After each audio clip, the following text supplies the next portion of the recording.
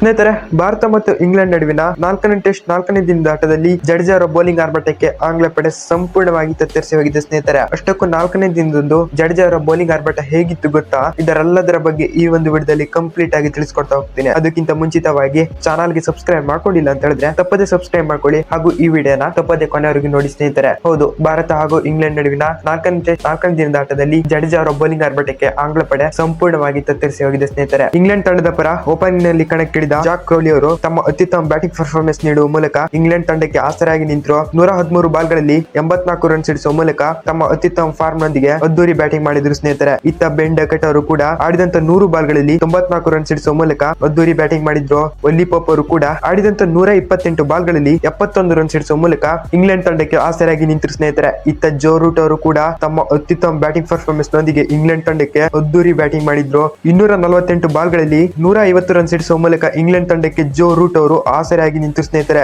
ಈ ಮೂಲಕವಾಗಿ ಇಂಗ್ಲೆಂಡ್ ತಂಡದ ಪರ ಜೋ ರೂಟ್ ಅವರು ಹೊಸ ದಾಖಲೆ ಕೂಡ ಸೃಷ್ಟಿ ಮಾಡಿದ್ರು. ಸ್ನೇಹಿತರೆ, ಇತ್ತ ಹ್ಯಾರಿ ಬ್ರೂಕ್ ಅವರು ಕೇವಲ 3 ರನ್ ಗಳಿಸುವಲ್ಲಿ ಮಾತ್ರ ಯಶಸ್ವಿಯಾದರು. ಸ್ನೇಹಿತರೆ, ಬೆನ್ ಸ್ಟೋಕ್ಸ್ ಅವರು ತಮ್ಮ ಅತ್ಯುತ್ತಮ ಬ್ಯಾಟಿಂಗ್ ಪರ್ಫಾರ್ಮೆನ್ಸ್ ನೀಡುವಲ್ಲಿ ಯಶಸ್ವಿಯಾದರು. ಸ್ನೇಹಿತರೆ, ಆಡಿದಂತ 198 ಬಾಲ್ಗಳಲ್ಲಿ 141 ರನ್ ಸಿಡಿಸುವ ಮೂಲಕ ಇಂಗ್ಲೆಂಡ್ ತಂಡಕ್ಕೆ ಆಸರೆಯಾಗಿ ನಿಂತರು. ಇಂಗ್ಲೆಂಡ್ ತಂಡದ ಪರ ಜೋ ರೂಟ್ ಹಾಗೂ ಬೆನ್ ಡಕೆಟ್ ಅವರು ಅದ್ದೂರಿ ಪರ್ಫಾರ್ಮೆನ್ಸ್ ನೀಡಿದ್ರು. ಸ್ನೇಹಿತರೆ, ಪರಿಣಾಮವಾಗಿ ಇಂಗ್ಲೆಂಡ್ ತಂಡ 669 ರನ್ಗಳಿಗೆ ಭಾರತದ ಬೌಲಿಂಗ್ ಅಬ್ಬರಕ್ಕೆ ಆಲ್ ಔಟ್ ಕೂಡ ಆಯಿತು. ಸ್ನೇಹಿತರೆ, ಇಂಗ್ಲೆಂಡ್ ತಂಡದ ಪರ ಜೋ ರೂಟ್ ಹಾಗೂ ಬೆನ್ ಸ್ಟೋಕ್ಸ್ ಅವರು ಅದ್ದೂರಿ ಬ್ಯಾಟಿಂಗ್ ಮಾಡಿದ್ರು. ಈ ಮೂಲಕವಾಗಿ ಇಂಗ್ಲೆಂಡ್ ತಂಡ 669 ರನ್ಗಳಿಗೆ ಆಲ್ ಔಟ್ ಆಯಿತು. ಸ್ನೇಹಿತರೆ, ಇತ್ತ ಭಾರತ ತಂಡದ ಪರ ಜಡೇಜಾ ಅವರು ಅದ್ದೂರಿ ಪರ್ಫಾರ್ಮೆನ್ಸ್ ನ ನೀಡಿದ್ರು. ಹಾಕಿದಂತ 37.1 ಓವರ್ಗಳಲ್ಲಿ 4 ವಿಕೆಟ್ ಕಬಳಿಸುವ ಮೂಲಕ ಭಾರತ ತಂಡಕ್ಕೆ ಆಸರೆಯಾಗಿ ನಿಂತಿರು. ಸ್ನೇಹಿತರೆ, ಇತ್ತ ಜಸ್ಪ್ರೀತ್ ಬುಮ್ರಾ ಅವರು ಕೂಡ ತಲಾ 2 ವಿಕೆಟ್ ಪಡೆದುಕೊಂಡರು. ಸ್ನೇಹಿತರೆ, ಅಂಶುಲ್ ಕಾಂಬೋಜ್ ಅವರು ಕೂಡ ತಲಾ 1 ವಿಕೆಟ್ ಪಡೆದುಕೊಂಡರು. ಮೊಹಮ್ಮದ್ ಸಿರಾಜ್ ಅವರು ಕೂಡ ತಲಾ 1 ವಿಕೆಟ್ ಪಡೆದುಕೊಂಡು ಮಿಂಚಿದ್ರು. ಸ್ನೇಹಿತರೆ, ವಾಷಿಂಗ್ಟನ್ ಸುಂದರ್ ಅವರು ಕೂಡ ಅದ್ಭುತ ಪರ್ಫಾರ್ಮೆನ್ಸ್ ನೀಡಿದ್ರು. ಹಾಕಿದಂತ 28 ಓವರ್ಗಳಲ್ಲಿ 2 ವಿಕೆಟ್ ಕಬಳಿಸುವ ಮೂಲಕ ಭಾರತ ತಂಡಕ್ಕೆ ಆಸರಾಗಿ ನಿಂತಿರು. ಸ್ನೇಹಿತರೆ, ಈ ಮೂಲಕ ಇಂಗ್ಲೆಂಡ್ ತಂಡ ನಮ್ಮ ಭಾರತ ತಂಡಕ್ಕೆ 310 ರನ್ಗಳ